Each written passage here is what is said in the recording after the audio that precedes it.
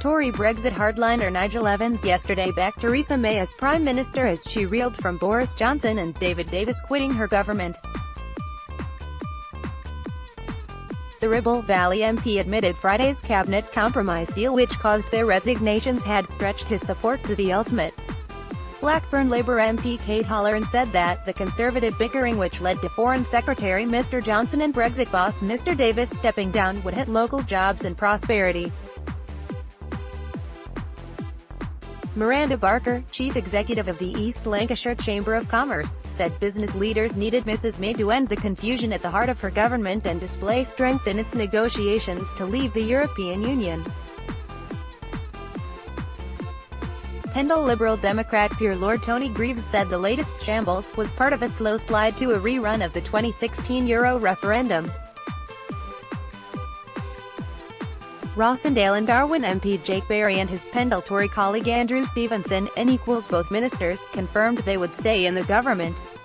After the resignations of the two leading pro-Brexit cabinet members prompted talk of a Tory leadership challenge, Mr Evans said, "We have lost some great talent from our front bench.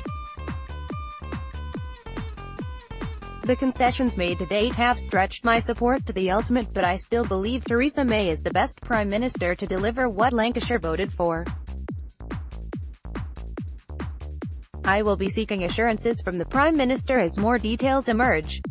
Mrs Hollern said, the Conservative resignations serve to highlight how hopelessly divided the government is over Brexit. Whilst Tory cabinet ministers and MPs continue to bicker, the country moves worryingly closer to the March deadline for the end of negotiations, with less and less time to fully work out the consequences of the deal that Theresa May is proposing. The situation is unacceptable, with business leaders expressing concern day by day, and it seems inevitable that it will have a negative impact on the East Lancashire economy and local jobs. Ms Barker said, "I think it is concerning when the people who are supposed to be spearheading the government negotiations start resigning en masse.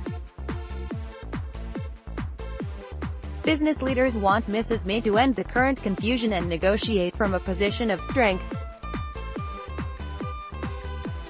Europe needs our exports more than we need theirs."